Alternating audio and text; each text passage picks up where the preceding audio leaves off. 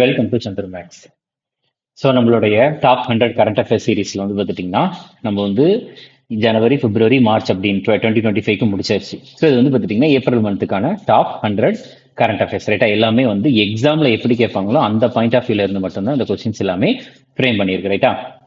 So இந்த ஒரு வீடியோவில் நம்ம எதெல்லாம் பார்க்க போகிறோம் அப்படின்னு பார்த்துட்டிங்கன்னா நம்ம கரண்ட் அஃபேர்ஸ் பார்ப்போம். அந்த கரண்ட் அஃபேர்ஸ் கூட தொடர்புடைய ஸ்டாட்டிக்கையும் பார்ப்போம்.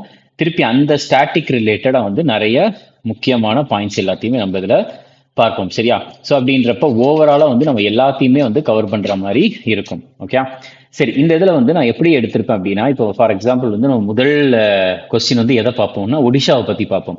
ஸோ இப்போ ஒடிஷாவை பற்றி நம்ம பார்க்குறப்ப வந்து ஃபுல்லாக வந்து நான் கம்ப்ளீட்டாக நம்ம எழுதணும் அப்படின்னா வந்து அதில் ரொம்ப அதிகமாக டைம் ஆகும். ஸோ அப்படின்றப்ப நான் ஆல்ரெடி நம்மளுக்கு வந்து டாபிக் வைஸ் கரண்ட் அஃபேர்ஸ் நான் வந்து எடுத்திருப்பேன் ரைட்டா. ஏப்ரல் மந்த்துக்கு வந்து டேஸ் அண்ட் தீம்ஸ், அதுக்கப்புறம் அப்பாயின்மெண்ட், அவார்டு, அதுக்கப்புறம் national international defence news, sports news, இது எல்லாமே டாபிக் வைஸ் எடுத்திருக்கேன். அதில் எடுக்கப்பட்ட நோட்ஸை நான் இதில் எடுத்துட்டு வந்து நான் முக்கியமானது எல்லாத்தையுமே வந்து நான் ஸ்டாட்டிக்கையும் எக்ஸ்பிளைன் பண்ணுவேன். ஓகே ஸோ இந்த ஒரு வீடியோ பார்த்து முடிக்கிறதுக்குள்ள வந்து பார்த்துட்டிங்கன்னா நிறைய விஷயங்கள் வந்து தெரியும். சரி, இதில் முதல் கேள்வி.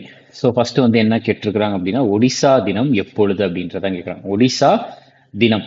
ஸோ அது பார்த்தீங்கன்னா இது எல்லாத்தையுமே வந்து நம்ம ஆல்ரெடி நம்ம கரண்ட் அஃபேர்ஸ், அதாவது டாபிக் வைஸ் கரண்ட் அஃபேர்ஸ்ல பார்த்ததே தான்.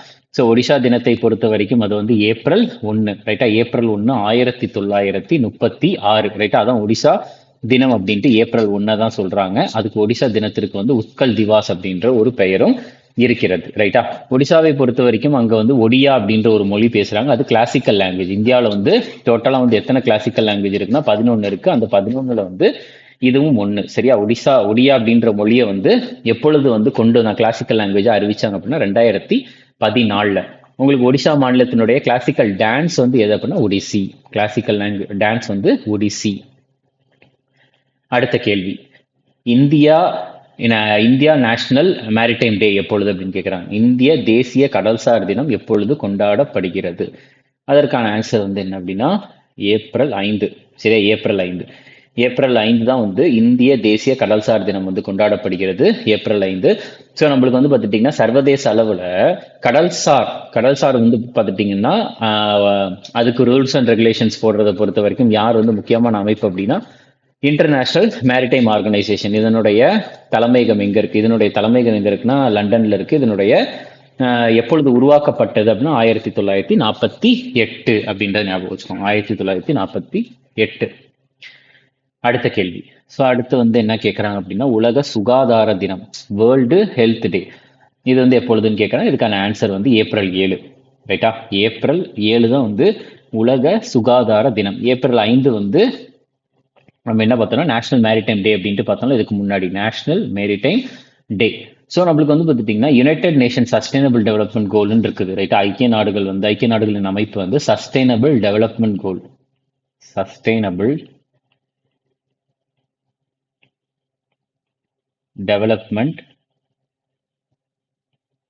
கோல்ஸ் அப்படின்ட்டு எஸ்டிஜி அப்படின்ட்டு போட்டிருப்பாங்க ரைட்டா. அதுல வந்து 3வது கோல் வந்து என்ன அப்படின்னா good health and wellbeing. So நம்மளுடைய யூடியூப்ல வந்து பார்த்துட்டிங்கன்னா சஸ்டைனபிள் டெவலப்மெண்ட் கோல் டோட்டலாக வந்து ஒரு 17 கோல் இருக்கு. அந்த 17 கோலுக்குமே வந்து ரொம்ப சிம்பிளா வந்து ஷார்ட்கட் வந்து நம்ம வந்து வீடியோ அப்லோட் பண்ணியிருக்கோம். ஸோ அதை வந்து ஒரு தடவை பாருங்க ரைட்டா. ஏன்னா எக்ஸாம்ல வந்து 17வது கோல் எது, 3வது கோல் எது, 8வது கோல் எது அப்படின்றத கேட்குறாங்க ரைட்டா. ஸோ வேர்ல்டு ஹெல்த் ஆர்கனைசேஷன் எப்பொழுது உருவாக்கப்பட்டதுன்னா 1948. நம்ம இங்கே பாருங்க இன்டர்நேஷனல் மேரிடைம் ஆர்கனைசேஷன், இதுவும் 1948. எப்படி வச்சுக்கலாம்னா 1947 இந்தியாவுக்கு சுதந்திரம் கிடைக்குது. சுதந்திரம் கிடைச்ச உடனே வந்து மேரிடைம், ஸோ கடல்சார் தொடர்பாக வந்து ஒரு அமைப்பை உருவாக்குறாங்க. அடுத்து வந்து ஹெல்த், உலக சுகாதார அமைப்பு, அதுக்கப்புறம் இன்டர்நேஷனல் மேரிடைம் ஆர்கனைசேஷன் ரெண்டுமே உருவாக்கப்படுகிறது. இதனுடைய தலைமையகம் எங்க இருக்குன்னா ஜெனீவால இருக்கு, சுவிட்சர்லாந்து. ஸோ ஹெல்த் ரிலேட்டடா ஜீன் ஞாபகம் வச்சுக்கோங்க. ஜீன் சரியா, மரபணு ரைட்டா. ஜெனட்டிக் அப்படின்ற கூட ஞாபகம் வச்சுக்கலாம். ஹெல்த் ஜெனீவால இருக்கு, ஜெனீவா சுவிட்சர்லாந்துல இருக்கு. இதனுடைய தலைவர் வந்து டெட்ரோஸ் அதனம் கெப்ரியசஸ். ஸோ இந்த தடவை இந்த உலக சுகாதார தினத்திற்கு வந்து தீம் வந்து என்ன வச்சிருக்காங்கன்னா ஹெல்த்தி பிகினிங்ஸ் ஹோப்ஃபுல் ஃபியூச்சர் அப்படின்ற ஒரு தீம் கருப்பொருளை வந்து வச்சிருக்கிறாங்க. அடுத்த கேள்வி வந்து மகாவீர் ஜெயந்தி எப்பொழுது? மகாவீர் ஜெயந்தி வந்து எப்பொழுது அப்படின்றது கேட்டிருக்கிறாங்க. இதுக்கான ஆன்சர் வந்து ஏப்ரல் 10. ஏப்ரல் 10 தான் வந்து மகாவீர் ஜெயந்தி ரைட்டா. ஸோ நம்மளுக்கு வந்து சமண மதத்தை பொறுத்த வரைக்கும், ஏன்னா மகாவீர் அப்படின்றவர் வந்து சமண மதத்துல வந்து 24வது தீர்த்தங்கரா அப்படின்ட்டு சொல்லுவாங்க. ஸோ வர்தமன மகாவீரா அப்படின்னு சொல்லுவாங்க. சமண மதத்துல டோட்டலா எத்தனை தீர்த்தங்கரா, அதாவது ஜெயினிசம்ல எத்தனை தீர்த்தங்கராஸ் இருக்காங்கன்னா 24 பேர் இருப்பாங்க. அந்த 24 பேர்ல 24வது பேர் வந்து யார் அப்படின்னா வர்தமன மகாவீரர் தான். இவர் வந்து 540 பிசியில பிறந்தார். பிசினா கிறிஸ்து பிறப்பதற்கு முன்பு, பிஃபோர் கிரைஸ்ட். ஸோ 540 பிசியில பிறப்பார். குந்தல் கிராம்ல பிறப்பார். அப்பா பேர் சித்தார்த்தா, அம்மா பேர் த்ரிஷாலா, மனைவியின் பெயர் யசோதா, அவங்களுடைய மகளின் பெயர் வந்து பிரியதர்ஷனா, அவங்களுடைய மருமகன், சரியா, சன் இன் லா அப்படின்னு போட்டிருக்காங்க, மருமகனின் பெயர் ஜமலி. இந்த ஜமலி தான் வந்து பார்த்துட்டீங்கன்னா மகாவீரனுடைய முதல் சீடர், சரியா, மகாவீரனுடைய முதல் சீடர். இந்த வர்தமன மகாவீரனுடைய சிம்பிள் வந்து என்ன அப்படின்னு பார்த்துட்டீங்கன்னா சிங்கம். ஸோ இவர் வந்து வீட்டை விட்டு வந்து ஒரு 30 வயசுல வந்து வெளியே போவாரு. 12 வருஷம் கழிச்சு, அதாவது அவர் வந்து ஒரு 42 வயதா இருக்கிறப்ப வந்து அவர் வந்து முக்தி அடைவார். அதை வந்து கைவல்யா அப்படின்ட்டு சொல்றாங்க. கை வல்யா அப்படின்ற ஒரு வார்த்தையால மீன் பண்றாங்க, ரைட்டா. 30 வயசுல வீட்டை விட்டு வெளியே போறாரு. 12 வருஷம் கழிச்சு 42 வயதுல வந்து முக்தி அடைகிறார். யார் அப்படின்னா வர்தமன மகாவீரர். ஓகே. அடுத்தது ரொம்ப முக்கியமான கேள்வி என்ன அப்படின்னு பார்த்துட்டீங்கன்னா ஜாலியன் வாலாபாக் படுகொலை, சரியா. ஜாலியன் வாலாபாக் படுகொலை நினைவு தினம், ஜாலியன் வாலாபாக் படுகொலை நினைவு தினம் வந்து எப்பொழுது அனுசரிக்கப்படுகிறது? ஜாலியன் வாலாபாக் மெசக்கர் ரிமெம்பரன்ஸ் டே. ஸோ இது வந்து எப்பொழுது அப்படின்னு பார்த்துட்டீங்கன்னா ஏப்ரல் 13. எப்பொழுதுனா ஏப்ரல் 13. சரி, இப்ப என்ன ஆச்சு அப்படின்னு, இதே ஏப்ரல் 13 தான் பைசாக்கி தினம், சரியா. இதே ஏப்ரல் 13 தான் பைசாக்கி தினம். இந்த பைசாக்கி தினத்தப்பதான் வந்து ஜாலியன் வாலாபாக் படுகொலையும் நடந்திருக்கும், ரைட்டா. ஸோ இதுல என்ன ஆகும் அப்படின்னு பார்த்துட்டீங்கன்னா நான் ஒரு கதையா சிம்பிளா நான் சொல்லி முடிச்சிடுறேன். ஸோ ஜாலியன் வாலாபாக் அப்படின்ற ஒரு பார்க் இருக்கும். எங்க இருக்குன்னா வந்து பஞ்சாப்ல. ஸோ அந்த ஜாலியன் வாலாபாக்ல வந்து அமிர்த்சர்ல இருக்கு ஜாலியன் வாலாபாக், பஞ்சாப்ல. ஸோ அந்த ஜாலியன் வாலாபாக்ல வந்து என்ன பண்ணுவாங்கன்னா மக்கள் வந்து ஒன்று கூடியிருப்பாங்க. காரணம் என்னன்னா அந்த நாள் வந்து பைசாகி தினமாக இருக்கும். இந்த பைசாகி தினத்தை கொண்டாடுவதற்கு அதிகமான மக்கள் ஒன்று கூடியிருப்பாங்க. அதே நேரத்தில் வந்து ரவுலட் சட்டம் அப்படின்ற ஒரு கொடுமையான சட்டத்தை ஆங்கிலேயர்கள் போட்டிருப்பாங்க. அந்த ரவுலட் சட்டத்தை எதிர்த்து போராடுவதற்காக ஒன்று கூடிய மக்கள் கம்மி. அங்க பைசாக்கி தினத்தை கொண்டாடுவதற்காக ஒன்று கூடிய மக்கள் அதிகம். ஸோ இதுல என்ன ஆகும்னா மக்கள் வந்து இந்த சட்டத்தை எதிர்த்து வந்து வன்முறையோட போராட போறாங்க அப்படின்ட்டு எந்த ஒரு எச்சரிக்கையும் இல்லாம என்ன ஆயிரும்னா ஜெனரல் டையர் அப்படின்ற ஒருத்தர் வந்து ஷூட்டிங் ஆர்டர் கொடுத்துருவாரு, சரியா. அதனால வந்து கிட்டத்தட்ட ஆயிரக்கணக்கான பேர் இறந்து போனதா சொல்றாங்க, ரைட்டா. ஸோ அந்த படுகொலை அப்படின்னா எத்தனை பேர் இந்த டைம்ல வந்து யார் வைஸ்ராயா இருந்தார் அப்படின்னா கெல்ம்ஸ்ஃபோர்ட் அப்படின்ற ஒருத்தர் தான். ஏப்ரல் 13, 1919 வந்து இந்த படுகொலையானது நடந்துச்சு, ரைட்டா. ஸோ இதை விசாரிப்பதற்கு தான் என்ன கமிஷன் போட்டாங்கன்னா ஹண்டர் கமிஷன் அப்படின்ற ஒன்று போட்டாங்க. ஜாலியன் வாலாபாக் எங்க இருக்குன்னா அமிர்த்சர்ல இருக்கு. அமிர்த்சர் எங்க இருக்குன்னா பஞ்சாப்ல இருக்குது, ஓகே. அடுத்த கேள்வி, B.R. அம்பேத்கர் நினைவு தினம் 2025 எப்பொழுது அப்படின்றது கேட்குறாங்க. இதுக்கான ஆன்சர் வந்து என்னன்னா ஏப்ரல் 14. ஆன்சர் வந்து என்னன்னா April 14. So doctor B.R. Ambedkar அவர்களை தான் வந்து நம்ம இந்திய அரசியலமைப்பின் தந்தை அப்படின்ட்டு சொல்லுவோம். 1891 ஏப்ரல் 14 மௌ அப்படின்ற இடத்துல பிறக்கிறார், மத்திய பிரதேசல. இந்தியாவினுடைய முதல் சட்ட அமைச்சராகவும் இவர் தான் ஆர்டிகல் 32, இந்திய அரசியலமைப்புல ஆர்டிகல் 32 என்னன்னு சொல்லுவாங்கன்னா இந்திய அரசியல் அமைப்பின் இதயம் மற்றும் ஆன்மா அப்படின்ட்டு ஆர்டிகல் 32 சொன்னவர் யாருன்னா டாக்டர் B.R. அம்பேத்கர் அவர்கள். இந்த article 32 right to constitutional remedies. அடுத்த கேள்வி, புத்தாண்டு, அதாவது தமிழ் புத்தாண்டு எப்பொழுது கொண்டாடப்படுகிறது அப்படின்னு கேட்குறாங்க. ஏப்ரல் 14.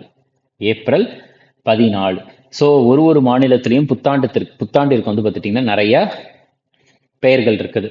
ஸோ ஆந்திர பிரதேசத்தில் வந்து உகாடி, மகாராஷ்டிராவில் குடி படுவா, மேற்கு வங்கத்தில் பொஹேலா பைசாக்கி, பாரசீக மதத்தில் வந்து நவ்ரோஸ், டிபெட்டில் வந்து லோசார், கேரளாவில் விஷு இப்படின்ற பெயர்களால் அழைக்கப்படுகிறது. அடுத்தது உலக பாரம்பரிய தினம். உலக பாரம்பரிய தினம் 2025 எப்பொழுது வந்து கொண்டாடப்பட்டது அப்படின்றது கேட்குறாங்க. இது வந்து ஏப்ரல் 18. ஏப்ரல் 18, ரைட்டா. யுனெஸ்கோ இருக்குல்ல, யுனெஸ்கோனா விரிவாக்கம் என்ன? United nation educational scientific cultural organisation. அதாவது கல்வி, அறிவியல், கலாச்சாரத்திற்கு இருக்கக்கூடிய ஒரு ஐக்கிய நாடுகளின் அமைப்பு. இவங்க என்ன பண்ணுவாங்கன்னா வேர்ல்டு ஹெரிட்டேஜ் சைட், உலக பாரம்பரிய தலம் அப்படின்ட்டு அறிவிப்பாங்க நிறைய இடத்த.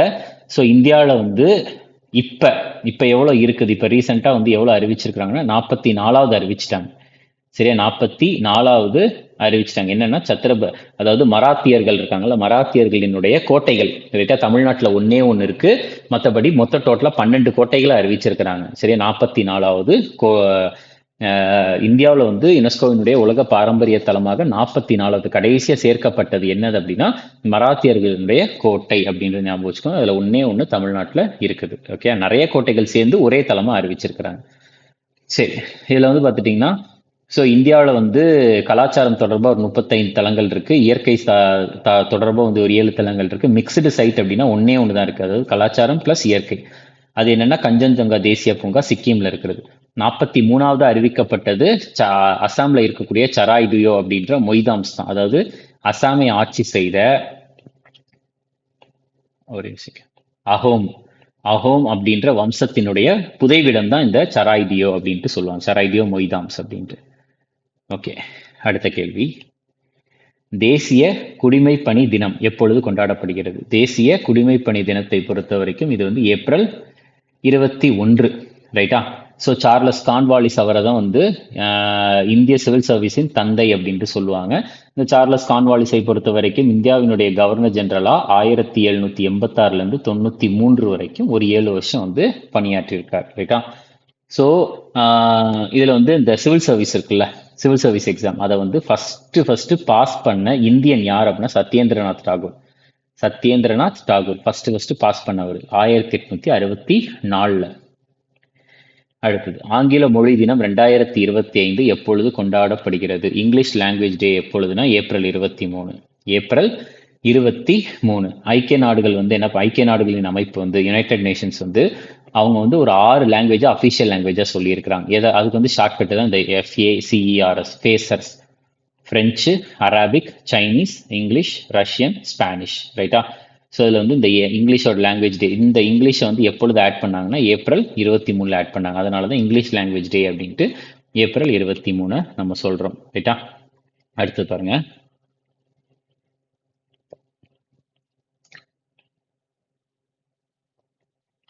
தேசிய பஞ்சாயத்து ராஜ் தினம். தேசிய பஞ்சாயத்து ராஜ் தினம் இது வந்து எப்பொழுதுனா ஏப்ரல் 24, ரைட்டா?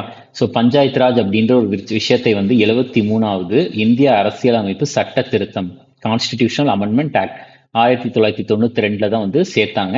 இந்த பஞ்சாயத்து ராஜ் ஆனது வந்து பகுதி 9ல இருக்குது. ஆர்டிகல் 243 இருந்து 243 ஓ வரைக்கும் இருக்குது, சரியா?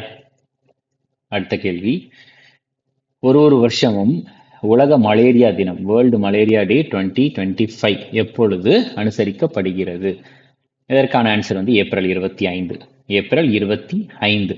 இதை ஃபர்ஸ்ட் அறிவிச்சது யாருன்னா உலக சுகாதார அமைப்பு 2007 அறிவிச்சாங்க. இந்த வருஷம் கருப்பொருள் வந்து என்னன்னா RRR, malaria ends with us, reinvest, reimagine, reignite அப்படின்ற கருப்பொருள் தான். அடுத்த கேள்வி. ஒவ்வொரு ஆண்டும் உலக பெண்குயின் தினம், சரியா? வேர்ல்டு பெண்குயின் டே வந்து எப்பொழுது அப்படின்றது கேள்வி. இதுக்கான ஆன்சர் வந்து ஏப்ரல் 25. இதற்கான கருப்பொருள் celebrating penguins and their chilly southern home அப்படின்ற ஒன்று. அடுத்தது வேர்ல்டு இன்டலெக்சுவல் ப்ராப்பர்ட்டி டே, உலக அறிவுசார் சொத்துரிமை தினம். இது வந்து ஏப்ரல் 26. விப்போ அப்படின்னு சொல்லுவாங்கடா, வேர்ல்டு இன்டலெக்சுவல் ப்ராப்பர்ட்டி ஆர்கனைசேஷன் அப்படின்ற ஒரு அமைப்பு. வேர்ல்டு இன்டலெக்சுவல் ப்ராப்பர்ட்டி ஆர்கனைசேஷன் எப்பொழுது உருவாக்கப்பட்டதுன்னா 1974 உருவாக்கப்பட்டது, ரைட்டா? முக்கியமான டேஸ் அண்ட் தீம்ஸ் இப்போ முடிச்சாச்சு. அடுத்து வந்து பார்த்துட்டிங்கன்னா முக்கியமான நியமனங்களை பற்றி நம்ம பார்க்கலாம். ஃபர்ஸ்ட் ஆர்பிஐனுடைய துணை ஆளுநராக நியமிக்கப்பட்டுள்ளவர் யார்? ஆர்பிஐனுடைய துணை ஆளுநராக இப்போ ரீசெண்டாக நியமிக்கப்பட்டவங்க வந்து யார் அப்படின்னா பூனம் குப்தா அவர்கள். பூனம் குப்தா ரொம்ப ரொம்ப ரொம்ப ரொம்ப முக்கியமான கேள்வி.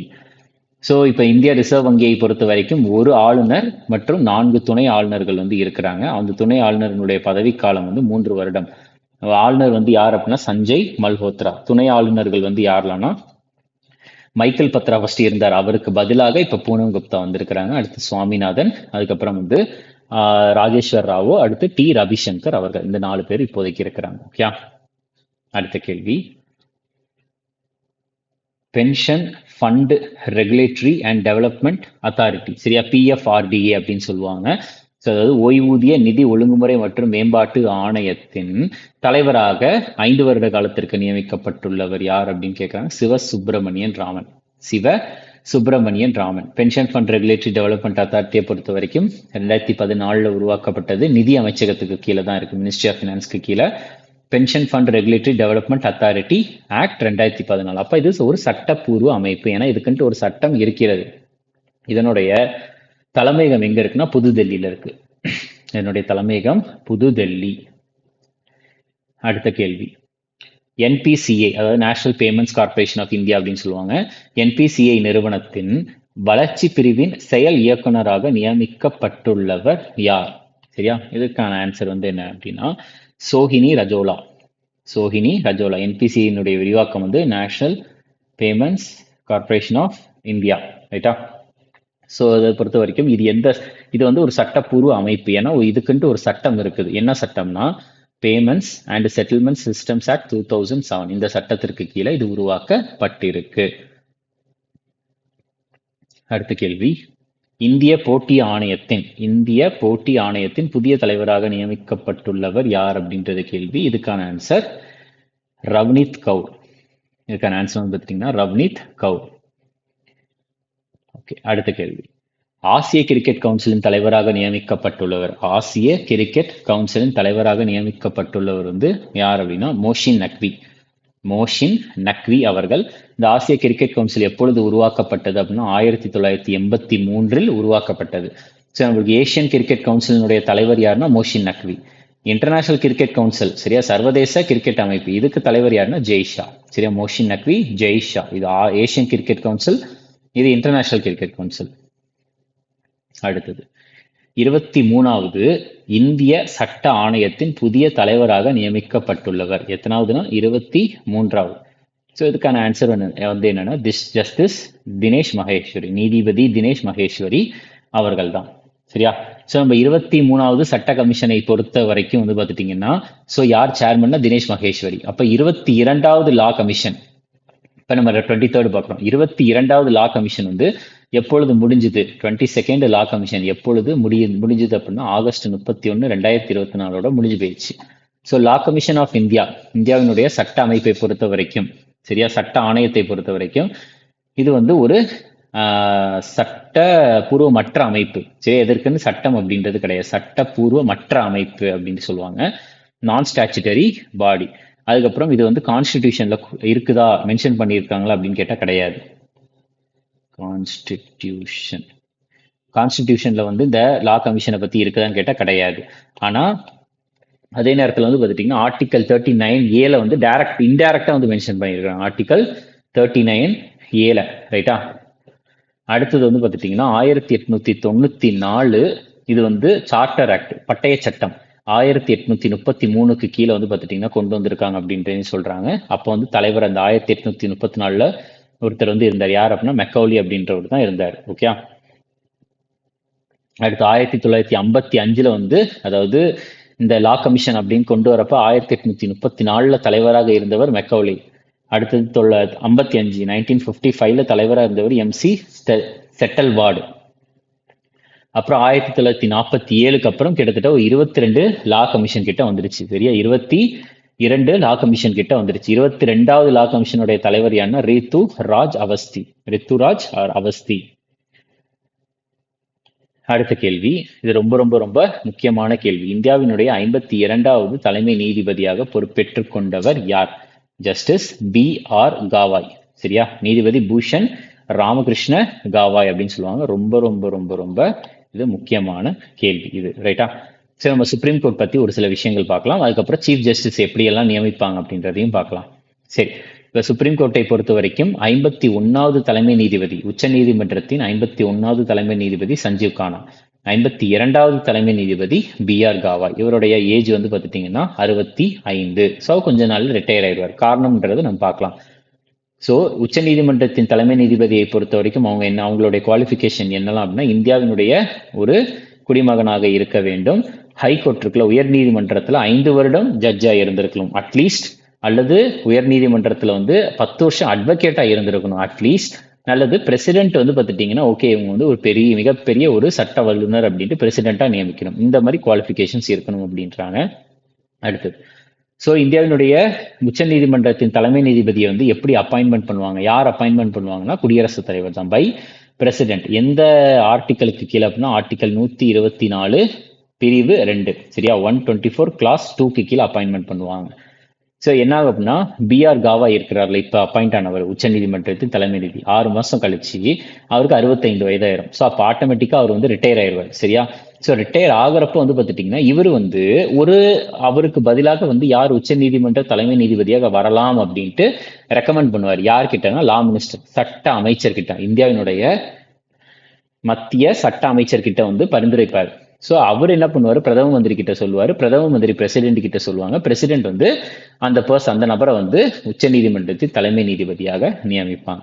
ஸோ அதுதான் வந்து கொலீஜியம் சிஸ்டம் அப்படின்றதையும் சொல்லுவாங்க. கொலீஜியம் சிஸ்டம் அப்படின்றது வந்து ஜட்ஜஸ் இருக்காங்கல்ல, ஹைகோர்ட் சுப்ரீம் கோர்ட் ஜட்ஜு, அவங்கள வந்து ஹைகோர்ட் சுப்ரீம் கோர்ட் ஜட்ஜஸ் அவங்கள வந்து அப்பாயின்மெண்ட் பண்றது இல்லை வேற ஒரு இடத்துக்கு டிரான்ஸ்ஃபர் பண்றது தான் கொலிஜியம் சிஸ்டம் பண்ற வேலை. ஸோ என்ன ஆகும் அப்படின்னா இந்த கொலிஜியம் சிஸ்டத்துல யாரெல்லாம் இருப்பாங்கன்னா உச்ச நீதிமன்றத்தை பொறுத்த வரைக்கும், சரி, அதாவது உச்ச நீதிமன்றத்துல ஏதாச்சும் நியமனம் நடக்கும், உச்ச நீதிமன்ற நீதிபதிகளையோ இல்ல தலைமை நீதிபதியோ நியமிக்கணும் அப்படின்னா அந்த குழுவுல வந்து உச்ச நீதிமன்றத்தின் தலைமை நீதிபதி இருப்பாங்க, அடுத்து ஒரு 4 சீனியர் ஜட்ஜ் இருப்பாங்க. இதுவே ஒரு உயர்நீதிமன்றத்தினுடைய நீதிபதிகளை நியமிப்பதற்கு அந்த குறிப்பிட்ட உயர் நீதிமன்றத்தின் தலைமை நீதிபதி மற்றும் ஒரு 2 சீனியர் ஜட்ஜஸ் இருப்பாங்க, ரைட்டா. ஸோ ஆர்டிகல் 124 கிளாஸ் 2 பொறுத்த வரைக்கும் சுப்ரீம் கோர்ட் ஜட்ஜஸுக்கு வந்து ஏஜ் மேக்ஸிமம் எவ்வளோ இருக்குன்னா 65 வயசு, அதுக்கு மேலே போனால் ரிட்டையர் ஆயிடணும் அப்படின்ட்டு சொல்லியிருக்கிறாங்க, ரைட்டா. அடுத்த கேள்வி, ஸோ இதையுமே பாருங்க, ரிமூவல் ஆஃப் ஜட்ஜஸ் கொடுத்தாங்க. எப்படி வந்து ஜட்ஜை வந்து ரிமூவ் பண்ண முடியும், இது வந்து இப்போ ரீசெண்டாக நியூஸ்ல வந்து ஹாட் டாப்பிக்காக போய்கிட்டு இருக்கிறது. ஸோ ஜட்ஜஸை வந்து, அதாவது உச்ச நீதிமன்றத்தின் தலைமை நீதிபதி சீஃப் ஜஸ்டிஸ் ஆஃப் இந்தியா ஆகட்டும் இல்லை ஜட்ஜஸ் ஆகட்டும், அவங்கள ரிமூவ் பண்றது யார் அப்படின்னா பிரசிடென்ட் தான் ரிமூவ் பண்ணுவாங்க, ரைட்டா. ஸோ பார்லிமெண்ட் சப்போர்ட், சரியா, address by parliament supported by special மெஜாரிட்டியில தான் வந்து அவங்க வந்து அந்த ஜட்ஜை வந்து வேலையை விட்டு தூக்க முடியும், ரிமூவ் பண்ண முடியும். ஓகே. அடுத்தது, உலக பொருளாதார மன்றத்தின் இடைக்கால தலைவராக நியமிக்கப்பட்டுள்ளவர் யார்? ஆன்சர் வந்து பார்த்துட்டீங்கன்னா பீட்டர் பிராபக் அப்படின்றவர் தான். ஓகே. அடுத்தது, ஸோ உலக பொருளாதார மன்றத்தை பொறுத்த வரைக்கும் 1971 உருவாக்கப்பட்டது. ஜெனீவா, சுவிட்சர்லாந்து இது இருக்குது. கிளாஸ் ஸ்குவாப், சரியா, இவர் ஒரு ஜெர்மன், அவர் தான் வந்து இதை உருவாக்குனவர், ரைட்டா. இந்த உலக பொருளாதார மன்றம் வந்து நிறைய அறிக்கைகளை வந்து வெளியிடுறாங்க. Global gender gap report, global risk report, global travel and tourism report, global information technology report, global competitiveness report, global enabling report அப்படின்ற நிறைய விதமான அறிக்கைகளை வந்து வெளியிடுறாங்க. அடுத்த கேள்வி, கனடாவின் பிரதமராக தேர்ந்தெடுக்கப்பட்டவர் யார் அப்படின்றது கேட்குறாங்க. Mark Carney. கனடாவினுடைய தலைநகரம் இது ஒட்டாவா.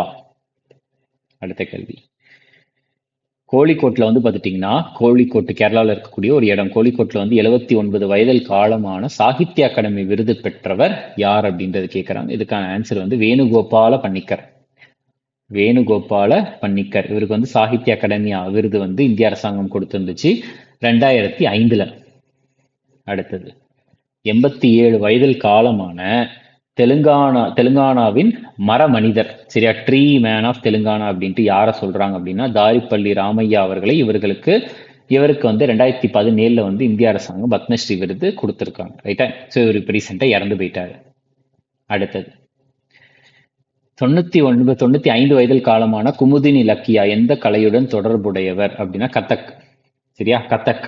இவங்களுக்கு 2025 பத்ம விபூஷன், 2010 பத்மபூஷன், 1987 பத்மஸ்ரீ. இந்தியாவினுடைய 2வது மிக உயரிய விருது பத்ம விபூஷன், அடுத்தது பத்மபூஷன், அடுத்தது பத்மஸ்ரீ. முதல் வந்து எது அப்படின்னா பாரத ரத்ன விருது. ரொம்ப முக்கியமான கேள்வி, ரைட்டா, சரியா இது. அடுத்த கேள்வி, ஸோ இஸ்ரோவினுடைய முன்னாள் தலைவர் வந்து சமீபத்தில் பெங்களூர்ல வந்து காலமானார். அவர் வந்து யார் அப்படின்றதான் கேட்குறாங்க. இதுக்கான ஆன்சர் வந்து பார்த்துட்டிங்கன்னா கஸ்தூரி ரங்கன் அவர்கள். 1940 இருந்து இவர் வந்து பார்த்துட்டிங்கன்னா ஓகே 1940 டு 2025 வரைக்கும் இவருடைய காலம் அப்படின்ட்டு சொல்றாங்க. இவர் வந்து 5வது தலைவர், இஸ்ரோவினுடைய 5வது தலைவராக 94லேருந்து 2003 வரைக்கும் இருந்தார். 82ல பத்மஸ்ரீ விருது, 92ல பத்ம பூஷன் விருது, 2000ல வந்து பத்ம விபூஷன் விருது. இவர் வந்து ஒரு நூலும் எழுதியிருக்கிறாரு, space and beyond professional voyage of K Kasturi Rangan அப்படின்ற ஒரு புத்தகத்தையும் எழுதியிருக்கிறார். இந்த புத்தகத்தினுடைய எடிட்டர் யார் அப்படின்னா BN சுரேஷ் அவர்கள். BN சுரேஷ்.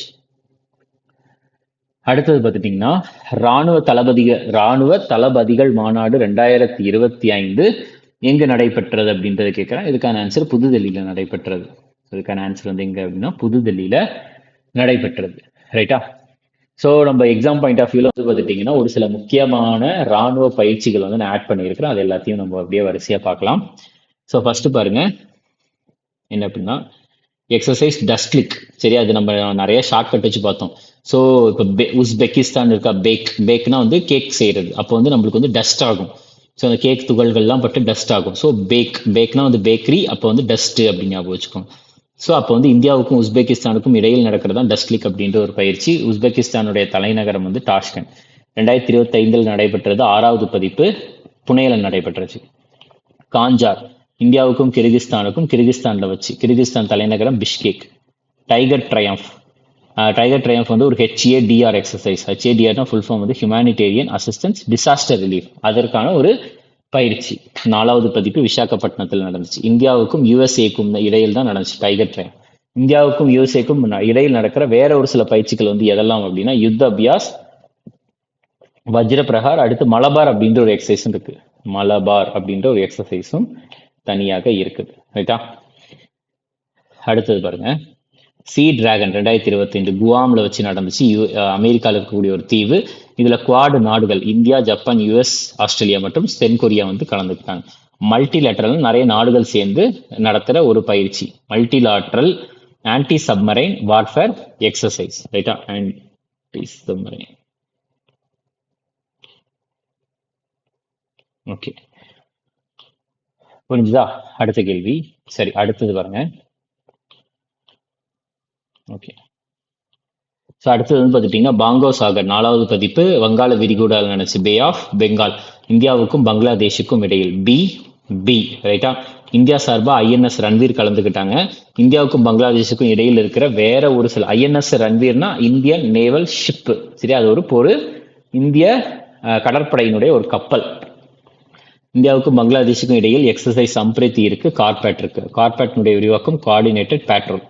இந்திரா 2025 இது இந்தியாவுக்கும் ரஷ்யாவுக்கும் இடையில் 14வது பதிப்பு சென்னையில் வச்சு நடந்திருக்குது. ஓகே, அடுத்தது பிரச்சந்த் பிரஹார் முப்படைக்கான ஒரு போர்க்கள பயிற்சி இந்திய ராணுவம் தான் நடத்துச்சு அருணாச்சல பிரதேசத்துல. வருணா 23வது பதிப்பு அரபிக் கடல்ல. இந்தியாவுக்கும் பிரான்ஸுக்கும் இடையில இருக்கிற வேற ஒரு சில எக்ஸசைஸ்லாம் வந்து ஆர்மில ராணுவத்துல சக்தி, கடற்படையில வந்து பார்த்துட்டீங்கன்னா வருணா, விமானப்படையில கருடா அப்படின்ற பயிற்சிகள் எல்லாமே இருக்கு. இந்த மூணுமே இந்தியாவுக்கும் பிரான்ஸுக்கும் இடையில். எக்குவெரின் மால்தீவ்ஸ். சரியா? எக்குவெரின் வந்து மால்தீவ்ஸ் வச்சு நடந்துச்சு. 13வது பதிப்பு இந்தியாவுக்கும் மால்தீவ்ஸ்க்கும் இடையில். மால்தீவ்ஸினுடைய தலைநகரம் வந்து மாலே. அடுத்து சைக்ளோன் 2025 ராஜஸ்தான்ல வச்சு இந்தியாவுக்கும் எகிப்துக்கும் இடையில்.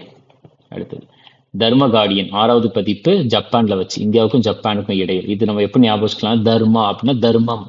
சரியா? தர்மானா அப்படின்னா தர்மம். ஸோ தர்மத்தை பத்தி சமண மதம் பேசுது. So Jainism. ஜேனா ஜப்பான் அப்படின்னு வச்சுக்கோங்க.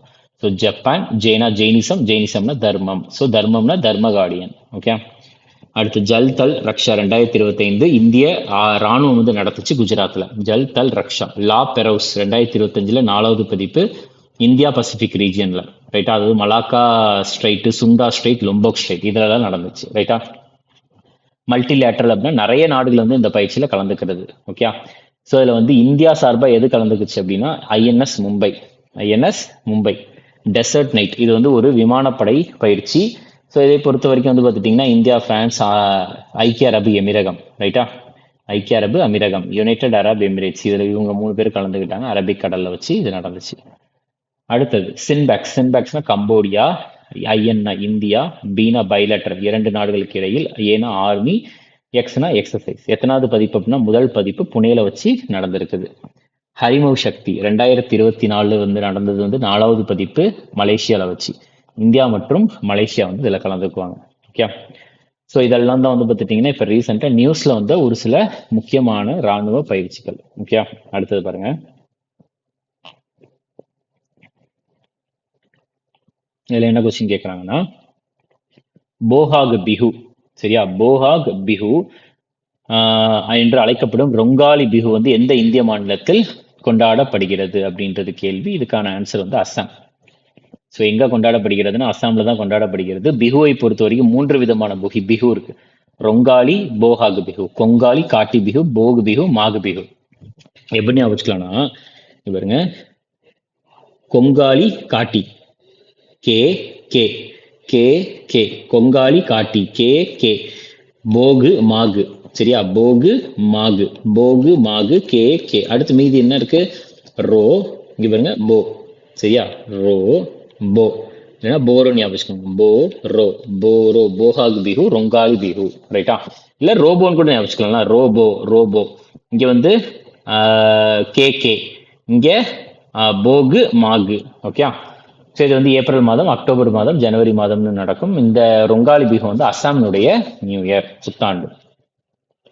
அடுத்த கேள்வி. ஓகே, வெப்ப அலைகள், வெயில் பக்கவாதம், இது வந்து பார்த்துட்டிங்கன்னா மாநில குறிப்பிட்ட பேரழிவு அப்படின்றது எந்த மாநில அரசு அறிவித்தது அப்படின்னா வந்து தெலுங்கானா அரசு தான் அறிவிச்சிருக்கிறாங்க. சரியா, அதாவது அந்த வெப்ப அலைகள் மூலியமாக, ஸோ ஹீட் ஸ்ட்ரோக்குன்னு சொல்லுவாங்க, அந்த ஹீட் ஸ்ட்ரோக் மூலியமா இறந்து போனால் அவங்களுக்கு வந்து 4 லட்சம் கொடுக்கறதாகவும் அரசாங்கம் சொல்லியிருக்கு. ரைட்டா, ஸோ இது அதுக்கப்புறம் வந்து பார்த்துட்டிங்கன்னா ஹீட் வேவ் தொடர்பாகவே வந்து ஒரு 50,000 ரூபா வந்து பார்த்துட்டிங்கன்னா தனியாக கொடுக்குறாங்க ஆபத் பந்து திட்டத்திற்கு கீழே. ரைட்டா, ஆபத் பந்து திட்டத்திற்கு கீழே. அடுத்தது ஓகே, இதுல வந்து பார்த்துட்டிங்கன்னா சௌதாகிரி தொகுதி அச்சு, சரியா, சௌதாகிரி தொகுதி அச்சு வந்து சமீபத்தில் எந்த நகரத்தில் வந்து புவிசார் குறியீடு பெற்றது அப்படின்றத கேட்குறாங்க. ரைட்டா, சௌதாகிரி பிளாக் பிரிண்ட், அது வந்து ஜாகிரபிக்கல் இண்டிகேஷன் டேக் எந்த ஏரியாவில், ஜாகிரபிக்கல் இண்டிகேஷன் டேக்னு நான் அடுத்து என்னன்றத நான் சொல்றேன். ரைட்டா, ஸோ இது வந்து எந்த ஏரியான்றது கேட்குறாங்க. இதுக்கான ஆன்சர் வந்து பார்த்துட்டிங்கன்னா அகமதாபாத். இதுக்கான ஆன்சர் வந்து என்னன்னா அகமதாபாத். எங்க அப்படின்னா குஜராத்தில். ரைட்டா, குஜராத்லேயே வந்து பார்த்துட்டிங்கன்னா இன்னொரு ஒரு பொருளும் ஜிஐ டேக் வந்து வாங்கியிருக்குது. அது என்னன்னா அஜ்ராக் கைவினை பொருள்.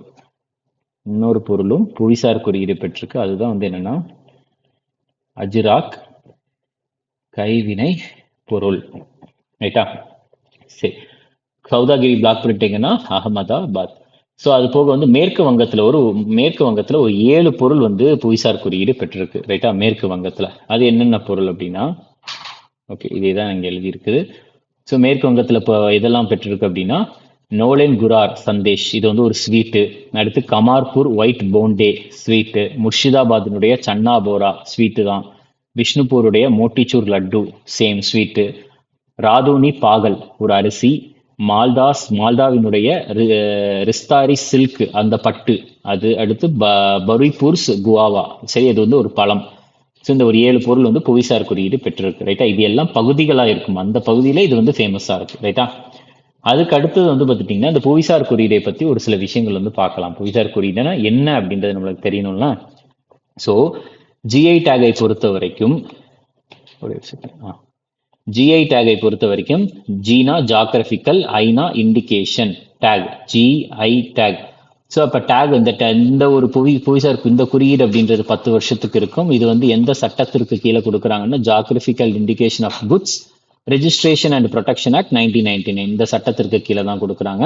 இதை கொடுக்கறது வந்து யார் அப்படின்னா ஜிஐ ரெஜிஸ்ட்ரி. அதனுடைய தலைமையகம் சென்னையில தான் இருக்கு. ரைட்டா, இந்த டிபார்ட்மெண்ட், இந்த ஜிஐ ரெஜிஸ்ட்ரி எதுக்கு கீழே இருக்குன்னா department of promotion of industry and internal trade, டிபிஐஐடின்னு சொல்லுவாங்க. இந்த டிபிஐஐ இந்த டிபார்ட்மெண்ட் வந்து ministry of commerce and industry இதுக்கு கீழே இருக்குது. ரைட்டா, இந்தியாவில் வந்து முதலாக புவிசார் குறியீடு கொடுத்தது வந்து எந்த பொருளுக்கு அப்படின்னா டார்ஜிலிங் டீக்கு 2004 கொடுத்துருக்குறாங்க. ஓகே, அடுத்த கேள்வி. கோக் போரோக் மொழி, சரியா, கோக் போரோக் அப்படின்றது வந்து பார்த்துட்டிங்கன்னா எந்த மாநிலத்தினுடைய அதிகாரப்பூர்வ மாநில மொழிகளில் ஒன்றாக அங்கீகரிக்கப்பட்டுள்ளது அப்படின்றத கேட்டிருக்கிறாங்க. இதுக்கான ஆன்சர் வந்து என்ன அப்படின்னு பார்த்துட்டிங்கன்னா திருப்பூரா, சரியா, திருப்பூரா. கோக் போரோக் அப்படின்றது திருப்பூரி மொழி கூட தொடர்புடைய ஒரு விஷயம் தான். சரியா, 1979 வந்து ரெக்கக்னைஸ் பண்ணது. ஸோ நம்மளுடைய இந்திய அரசியலமைப்பில் அட்டவணைகளுக்கு நம்ம வந்து ஆல்ரெடி யூடியூப்ல ஷார்ட்கட் போட்டாச்சு, அதை ஒரு தடவை பாருங்க. ஸோ மொத்தம் 12 அட்டவணைகள் இருக்கு. அந்த 12ல் 8வது அட்டவணை வந்து மொழியை பற்றி பேசுது. எத்தனை மொழி இருக்குதுன்னா 22 மொழி இருக்கு. இந்திய அரசியலமைப்பு உருவாகிறப்ப 14 மொழி இருந்துச்சு. அடுத்து வந்து ஒரு 8 மொழியை எக்ஸ்ட்ரா ஆட் பண்ணியிருக்காங்க 22 மொழியா. 1967 சிந்தி, 1992 கொங்கணி, மணிப்பூரி, நேபாளி, 2004 வந்து பார்த்துட்டிங்கன்னா போதோ, தோக்ரி, மைத்திலி, சந்தாலி. சரியா, 1 ஆட் பண்ணியிருக்காங்க, 3 ஆட் பண்ணியிருக்காங்க, 4 ஆட் பண்ணியிருக்காங்க. 14லேருந்து 8 22 ஆயிடுச்சு. ரைட்டா.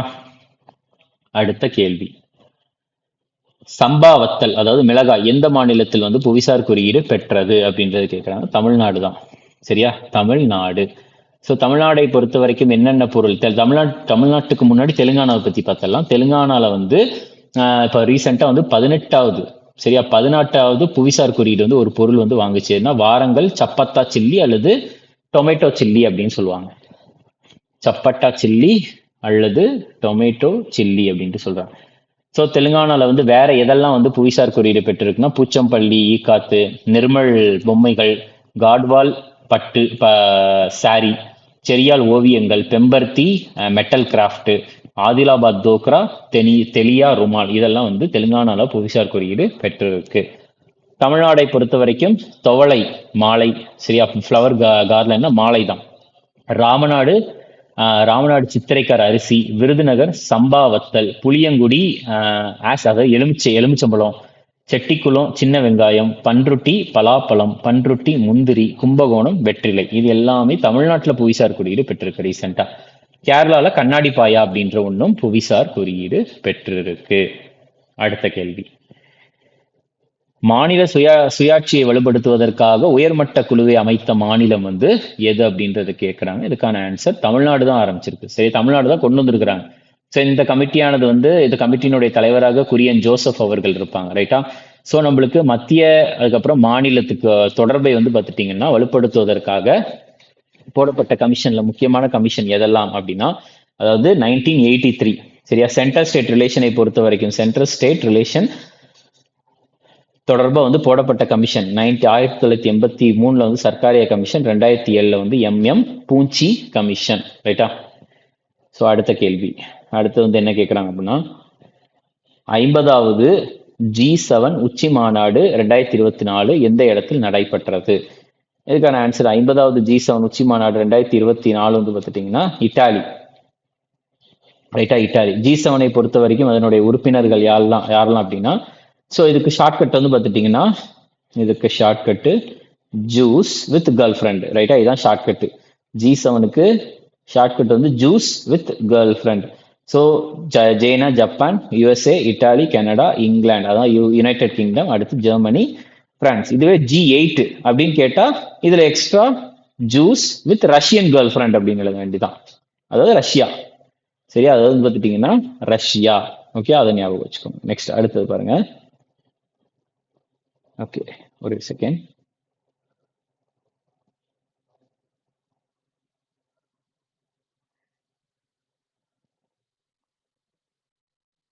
ஓகேயா, சரி. அடுத்த கேள்வி, அடுத்து வந்து என்ன கேட்டிருக்கிறாங்கன்னா, இந்தியாவின் முதல் உள்நாட்டு AI மொழி மாதிரியை, சரி, ஏஐனா செயற்கை நுண்ணறிவு மொழி மாதிரியை உருவாக்கிய பெங்களூரை தளமாக கொண்ட ஸ்டார்ட் அப் வந்து எது அப்படின்றதான் கேட்டிருக்கிறாங்க. அதுக்கான ஆன்சர் வந்து பார்த்துட்டிங்கன்னா சர்வம் AI.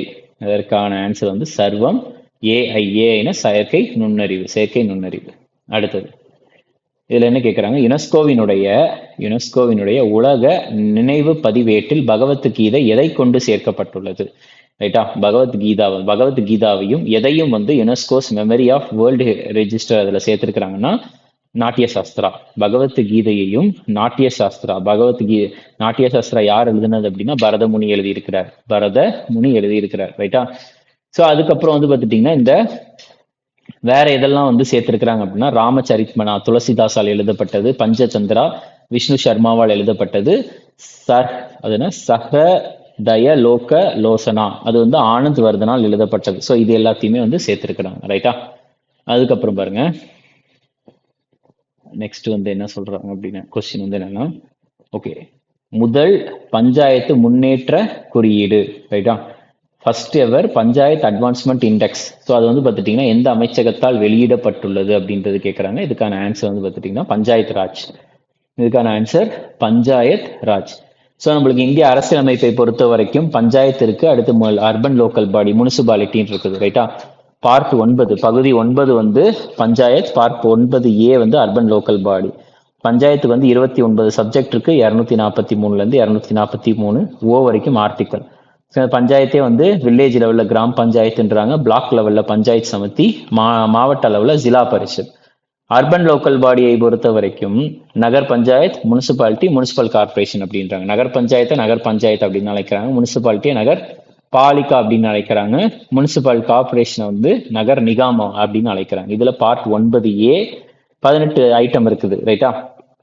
ஒரு விஷயங்களா 18 விஷயங்கள் இருக்கு, இங்க 29 விஷயங்கள் இருக்கு. இது ஆர்டிக்கல் வந்து 243 பீவ்ல இருந்து 243 இசட் ஜி வரைக்கும். அடுத்த கேள்வி, போலீஸ் ராணுவ ஆட்சேர்ப்பு பயிற்சி மற்றும் புனார் திட்டம், சரியா, PARTH திட்டம். ஸோ அந்த பார்ட் திட்டம் வந்து பார்த்துட்டீங்கன்னா எந்த மாநிலத்து கூட தொடர்புடையது அப்படின்றது கேட்குறாங்க. இதுக்கான ஆன்சர் வந்து மத்திய பிரதேஷ். மத்திய பிரதேஷ், சரியா. மத்து பர்த்து அப்படின்னு பர்த் மத்து.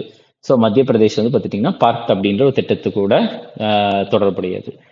ஸோ நம்மளுக்கு வந்து இப்போ இது வந்து police army recruitment training and Hunar அப்படின்ட்டு சொல்றாங்க, ரைட்டா. ஸோ நம்மளுக்கு இதே மாதிரி நேவி, ஏர்ஃபோர்ஸ் இந்த மாதிரி நிறைய ரெக்ரூட்மெண்ட் நடந்துகிட்டே இருக்கும். அது போக நம்மளுக்கு அந்த நேவி ஏர்ஃபோர்ஸ் படிக்கிறப்ப டிஃபென்ஸ் நியூஸ்ல நிறைய பயிற்சிகள் பார்த்தோம். ஆனால் வந்து நிறைய நாள்களுமே ரொம்ப முக்கியம், நாட்கள், ரைட்டா. ஆர்மி டே எது, நேவி டே எது, ஏர்ஃபோர்ஸ் டே எது, கோஸ்ட் கார்ட் டே எது. இந்திய ராணுவ தினம் ஜனவரி 15, கடற்படை தினம் டிசம்பர் 4, அதுக்கு அடுத்தது விமானப்படை தினம் வந்து அக்டோபர் 8, இந்திய கடற்படை தினம் வந்து இந்திய கடலோர காவல்படை தினம் வந்து பிப்ரவரி 1. ஸோ எப்படி ஞாபகம் வச்சுக்கலாம்னா, நம்ம வருஷத்துல வந்து நம்ம நார்மலா சொல்றப்ப எப்படி சொல்லுவோம், ஆர்மி, நேவி, ஏர்ஃபோர்ஸ், ராணுவம் அப்படின்னு தான் சொல்லுவோம். ஸோ ஃபர்ஸ்ட் எது அப்படின்னா ஜனவரி மாசம், சரியா. ஜனவரி 15 ஆர்மி டே, நேவி டிசம்பர் 4, ஏர்ஃபோர்ஸை பொறுத்த வரைக்கும் நல்ல விமானம் வந்து வட்டம் அடிக்கும். ஸோ அப்படின்றப்ப வந்து பார்த்துட்டிங்கன்னா பெரிய ஓ மாதிரி போடும். ஸோ அப்போ அக்டோபர் அப்படின்றத ஞாபகம் வச்சுக்கணும், சரியா. அக்டோபர் 8 வந்து பார்த்துட்டிங்கன்னா அது வந்து ஏர்ஃபோர்ஸ் டே. அடுத்த கேள்வி, முக்கிய மந்திரி சூரிய விவசாய திட்டம், முக்கிய மந்திரி சௌர் கிருஷி யோஜனா. ஸோ எந்த மாநிலம் அப்படின்றது கேள்வி. இதுக்கான answer Maharashtra. Stand up India திட்டம், ஸ்டாண்ட் அப் இந்தியா திட்டம் எப்பொழுது அறிமுகப்படுத்தப்பட்டதுன்னா இது ஏப்ரல் 5, 2016. அடுத்தது, புருதி 2025 எந்த மாநில அரசு தொடங்கியது அப்படின்னா கேரளா. எது அப்படின்னா புருதி 2025 முன்முயற்சி. அடுத்தது, ஸோ இது போக வந்து நிறைய மாநிலங்கள் வந்து ஒரு சில முக்கியமான திட்டங்களை கொண்டு வந்திருக்கிறாங்க. எதெல்லாம் அப்படின்னு பார்த்துட்டிங்கன்னா, இப்போ யூபிஎஸ் அதாவது யூனிஃபைடு பென்ஷன் ஸ்கீம் அப்படின்றது ஏப்ரல் 1, 2025 அமல்படுத்தப்பட்டுள்ளது. இந்த நாள் ரொம்ப முக்கியம், ஏப்ரல் 1, 2015. அது போக நியூ எக்ஸைஸ் பாலிசியும் கொண்டு வந்திருக்காங்க 2025. ஸோ அடுத்தது வந்து சன்சத் பாஷினி அப்படின்ற ஒரு விஷயத்தை கொண்டு வந்திருக்கிறாங்க. ஸோ இந்த சன்சத் பாஷினி வந்து எந்த அமைச்சகம் கொண்டு வந்துச்சு அப்படின்னா மெய்ட்டி அமைச்சகம். இது எப்படி சொல்லுவாங்கன்னா Ministry of Electronics and Information Technology, அதான் சொல்லுவாங்க. Ministry of Electronics and Information Technology மற்றும் மக்களவையினுடைய செக்ரட்டரியேட், லோக்சபா செக்ரட்டரியேட், இவங்க தான் வந்து கொண்டு வந்திருக்கிறாங்க. இந்த மெய்ட்டியினுடைய அமைச்சர் யாருன்னா அஸ்வினி வைஷ்ணவ். ஸோ இது எது அப்படின்னா மொழி கூட தொடர்புடையது, லாங்குவேஜ் கூட, ரைட்டா. மல்டிலிங்குவல், நிறைய மொழி கூட தொடர்புடையது ஒன்று சன்சத் பாஷினி. அடுத்தது அம்ரித் சரோவர். ஸோ இது வந்து ஏப்ரல் 24, 2022 வந்து அறிமுகப்படுத்தப்பட்டுள்ளது. எதற்காகனா தண்ணீர் பஞ்சத்திற்காக அமல்படுத்தப்பட்ட ஒன்றாக இருக்கு. Jal Shakti Abhiyan, catch the rain அப்படின்ற ஒரு பிரச்சாரம். ஸோ இது வந்து CR Patel, minister of Jal Shakti, சரியா, நீர்வளத்துறை அமைச்சர் தான் வந்து இதை துவக்கி வச்சார். இதனுடைய கருப்பொருள் வந்து people's action for water conservation towards intensified community contact அப்படின்ட்டு சொல்றாங்க, கம்யூனிட்டி கனெக்ட் அப்படின்ட்டு, ரைட்டா. சரி, இன்டென்சிஃபை கம்யூனிட்டி கனெக்ட். அடுத்த கேள்வி, ஸோ இப்போ வந்து மாநிலங்கள் தொடர்பாக பார்க்கலாம். ஒரு மாநிலத்தில் என்னென்ன திட்டங்கள் கொண்டு வந்திருக்காங்கன்ட்டு. எலிவேட் 2024, இது வந்து புதுசாக தொழில் ஆரம்பிக்கிறாங்கல்ல அவங்களுக்கு வந்து ஒரு 50 லட்சம் லோனா கொடுக்கறதுக்கு இந்த எலிவேட் 2024. இது நான் சொல்றது எல்லாமே கர்நாடகா மாநிலத்தில். யுவா நிதி திட்டம், வேலை இல்லாதவங்களுக்கு வந்து பார்த்துட்டிங்கன்னா மாதம் வந்து காசு கொடுக்குற மாதிரி. ஸோ டிகிரி முடிச்சிருந்தா ஒரு மாதத்துக்கு 3000 ரூபா, டிப்ளமோ முடிச்சிருந்தா ஒரு மாதத்துக்கு 1500 ரூபான்ற மாதிரி. சிக்ஷா கோ பைலட் திட்டம், இது வந்து ஆசிரியர்களுக்கு வந்து செயற்கை நுண்ணறிவு அசிஸ்டன்ட் மாதிரி வச்சுக்கிறதுக்கு. தெலுங்கானால Rajiv Gandhi civils Abhayahastam UPSC preliminary முதல்நிலை தேர்வு இருக்குல்ல, அதை வந்து முடிச்சு கிளியர் பண்ணதுக்கு அப்புறம் வந்து மெயின்ஸ் எக்ஸாமுக்கு ப்ரிப்பரேஷனுக்காக 1,00,000 ரூபாய் கொடுக்கறது. ரீத்து பரோசா இது வந்து நிதியுதவி கொடுக்கறது தான் யாருக்காக அப்படின்னா விவசாயிகளுக்கு. அஸ்ஸாமை பொறுத்த வரைக்கும் மிஷன் பசுந்தரா 3.0 3வது பதிப்பு. இது வந்து பார்த்துட்டிங்கன்னா அவங்க அந்த அஸ்ஸாமை சேர்ந்த பூர்வீக மக்களுக்கு வந்து நில உரிமைகளை வந்து வழங்குறது. விட்னஸ் ப்ரொடெக்ஷன் ஸ்கீம், இப்போ வந்து ஏதாச்சும் ஒரு குற்றம் நடந்துச்சு, அதுக்கு வந்து ஐ விட்னஸாக இருப்பாங்கல்ல, அவங்கள ப்ரொடெக்ட் பண்ணுறதுக்கான ஒரு திட்டம் விட்னஸ் ப்ரொடெக்ஷன் ஸ்கீம். எம்எம்னா முக்கிய மந்திரி, அதாவது முதலமைச்சர், சரியா. முக்கிய மந்திரினா சீஃப் மினிஸ்டர். முக்கிய மந்திரி நிஜுத் மொய்னா திட்டம். ஸோ இது வந்து குழந்தை திருமணத்தை வந்து பார்த்துட்டிங்கன்னா கம்ப்ளீட்டாக ஒழிப்பதற்காக கொண்டு வந்தது. அது போக குழந்தை திருமணத்தை ஒழித்து குழந்தை கல்வியை வந்து பார்த்துட்டிங்கன்னா அதிகப்படுத்துறது, ரைட்டா. ஸோ யார் கொண்டு வந்தாங்கன்னா அஸ்ஸாம் தான். Okay. So mission Basundhara, witness protection scheme, Mukhya Mantri நிஜுத் Moina திட்டம். இது வந்து நில உரிமைகளை வந்து அவங்களுக்கு பூர்வீக மக்களுக்கு கொடுக்கறது, ஐ விட்னஸை வந்து ப்ரொடெக்ட் பண்ணுறது, குழந்தை திருமணத்தை கம்ப்ளீட்டாக ஒழித்துட்டு அவங்க வந்து குழந்தை கல்வியை வந்து அதிகப்படுத்துறது. அடுத்த கேள்வி. ஸோ அடுத்த மாநிலம் வந்து பார்த்துட்டிங்கன்னா மத்திய பிரதேசம். பிரதான் மந்திரி, இது வந்து பிஎம்னா பிரைம் மினிஸ்டர், ஸ்ரீ பிராயத்தன் வாயு சேவா, ரைட்டா. வாயு அப்படின்னாலே வந்து விண்ட் அப்படின்னு அர்த்தம். இப்போ விண்ட்னா ஆட்டோமேட்டிக்கா ஏர் சர்வீஸ், ரைட்டா. ஏர், ரைட்டா, விமானம் ரிலேட்டடா ஒன்று. Intra state air service. Intra ஸ்டேட்னா அந்த மாநிலத்துக்கு உள்ளேயே, ரைட்டா. இன்டர் ஸ்டேட்னா ஒரு மாநிலத்துக்கும் இன்னொரு மாநிலத்துக்கும் இடையில். இன்ட்ரா ஸ்டேட்னா ஒரு மாநிலத்துக்கு உள்ளேயே தான்.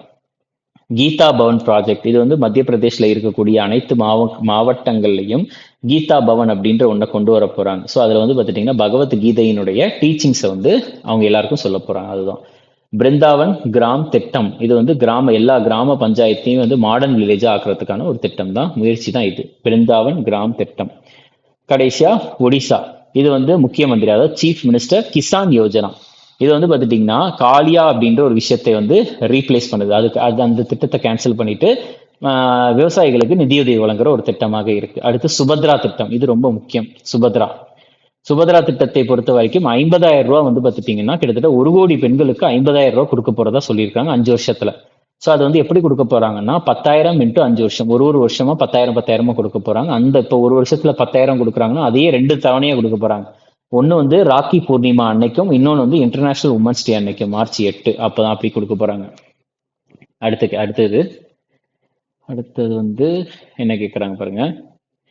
தேசிய இளைஞர் விருது, சரியா. தேசிய இளைஞர் விருது பெற்றவர் யார் அப்படின்றத கேட்குறாங்க. இதுக்கான ஆன்சர் வந்து என்னன்னா ஆகாஷ் ஷ்ரோஃப்.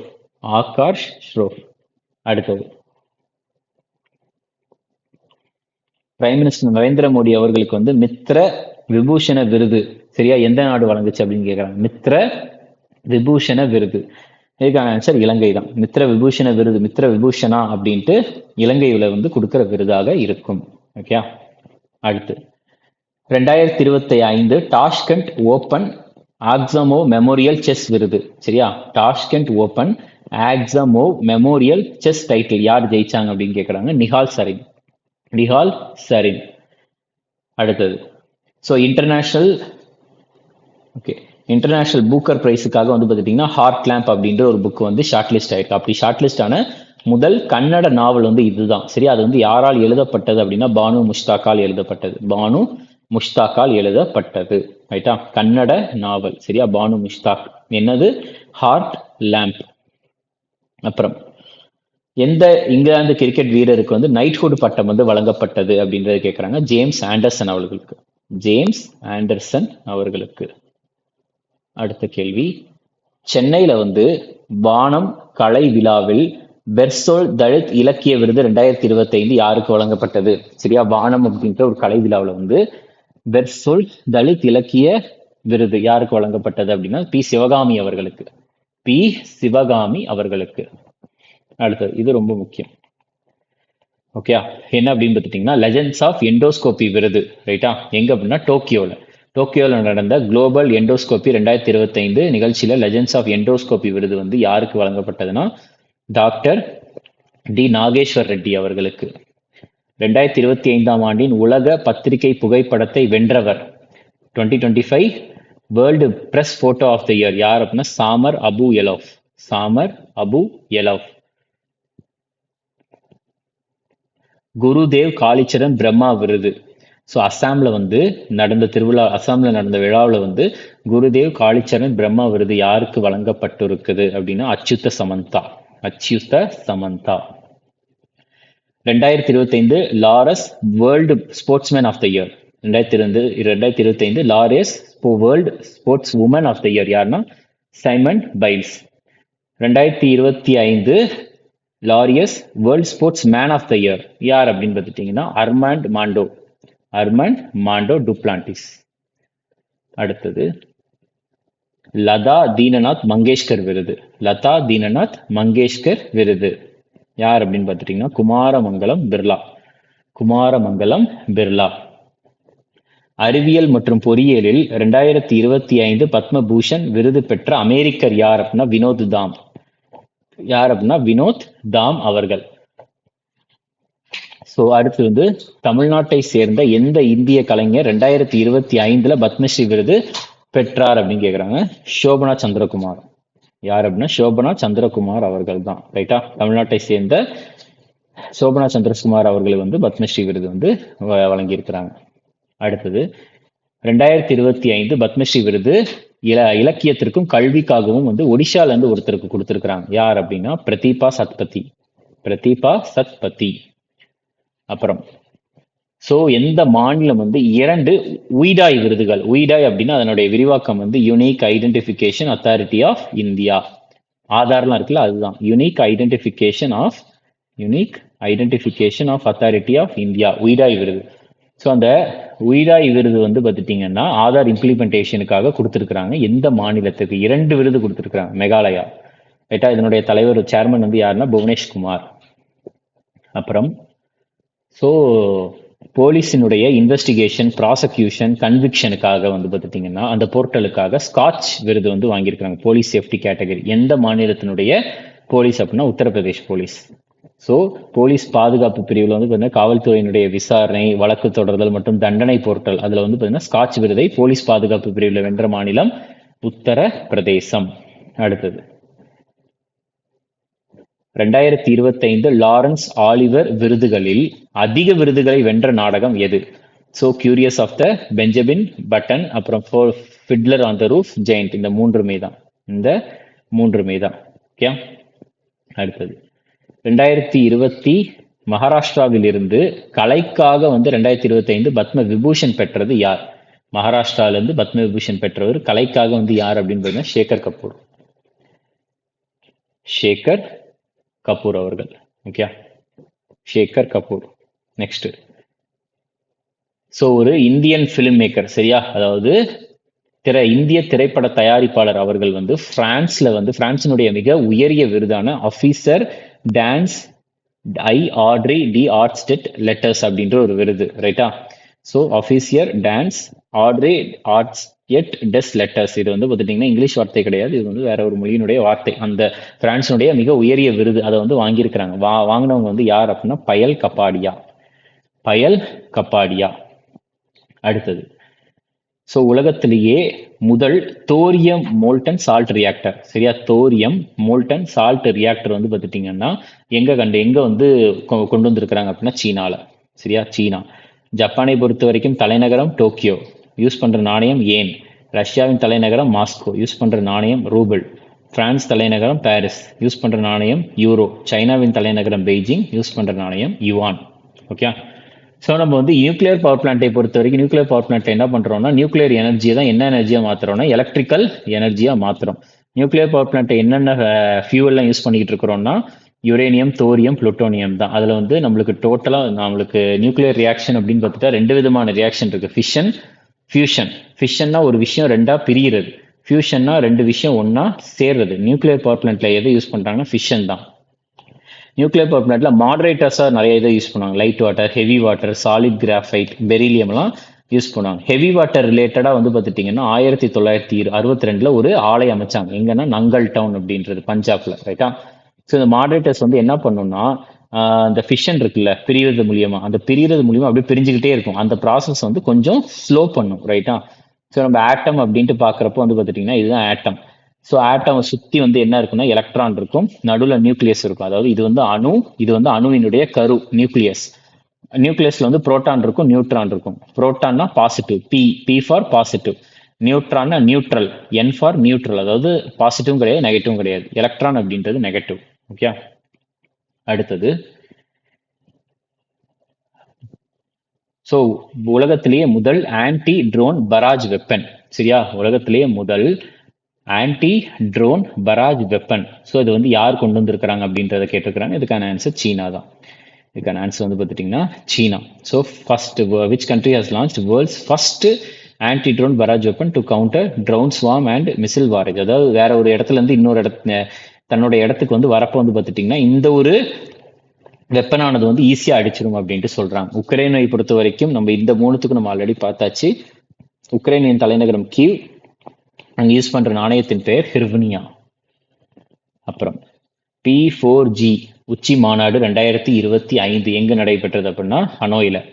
சரியா, வியட்நாமின் தலைநகரம் ஹனோய், டென்மார்க்கின் தலைநகரம் கோப்பன்ஹேகன், இந்தோனேஷியாவின் தலைநகரம் ஜகார்த்தா, அதுக்கப்புறம் நைரோபி வந்து பார்த்துட்டிங்கன்னா கென்யாவின் தலைநகரம் கென்யா. ஓகே. ஸோ P4G அதனுடைய விரிவாக்கம் வந்து என்னன்னா partnering for green growth global goals. அதான் 4Gன்னு போட்டிருக்கிறாங்க. P4G 2030. ரைட்டா. இந்த இதில் வந்து நம்மளுக்கு 2030க்குள்ள எத்தனை சஸ்டைனபிள் டெவலப்மெண்ட் கோல் அச்சீவ் பண்ணோம், 17 கோல் இருக்கு. நம்ம 17 கோலுக்கும் ஷார்ட்கட் போட்டிருக்கோம் யூடியூப்ல, அதை ஒரு தடவை பாருங்க. ஓகே. அடுத்த கேள்வி. ஸோ மதகாஸ்கர்ல வந்து பார்த்துட்டீங்கன்னா ஒரு ஹண்டா வைரஸ் அப்படின்ற ஒரு வைரஸை கண்டுபிடிச்சிருக்காங்க. அந்த ஹண்டா வைரஸ் எதன் மூலியமா பரவுது அப்படின்றதுனா அது வந்து பிளாக் ராட், கருப்பு எலி மூலியமா பரவுகிறது. அடுத்தது, 6வது பிம்ஸ்டெக் உச்சி மாநாடு எங்கு நடைபெற்றது? பேங்காக். எங்கு அப்படின்னா பேங்காக். பிம்ஸ்டெக்கை பொறுத்த வரைக்கும் பிம்ஸ்டெக்னுடைய விரிவாக்கம் வந்து bay of Bengal initiative for multi sectoral technical and economic cooperation, BIMSTEC. ரைட்டா. அப்ப பிம்ஸ்டெக்னுடைய உறுப்பினர்கள் அனைவருமே வந்து வங்காள விரிகுடாவை சுற்றி தான் இருக்கணும். அப்ப பிம்ஸ்டெக் வந்து எப்பொழுது உருவாக்கப்பட்டது? 1997. தலைமையகம் வந்து தாக்கால இருக்கு. தாக்கா பங்களாதேஷ்ல இருக்கு.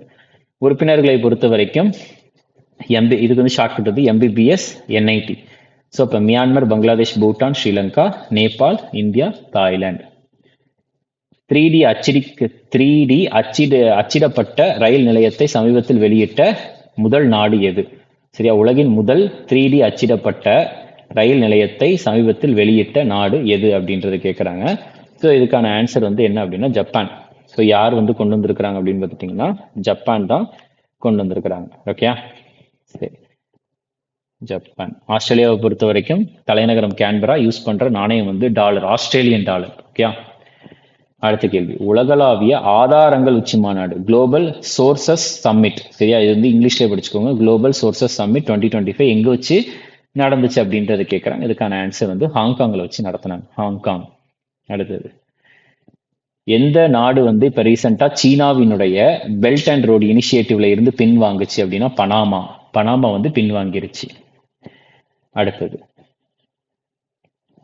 ஓகே, நெக்ஸ்ட் வந்து பார்த்துட்டீங்கன்னா ஸோ ரீசெண்டாக எந்த நாடு வந்து இந்த IUCN ஒன்று இருக்குது, சரியா, international union for conservation nature, அதில் வந்து பார்த்துட்டிங்கன்னா ரொம்ப கிரிட்டிக்கலி என்டேஞ்சர்ட், அதாவது ஆபத்தான நிலையில் உள்ள கிரேட் இந்தியன் பஸ்டர்ட் அப்படின்ற ஒரு பறவையை வந்து இனப்பெருக்கம் செய்த முதல் நாடாக ஆனது அப்படின்னா அதற்கான ஆன்சர் இந்தியா தான்.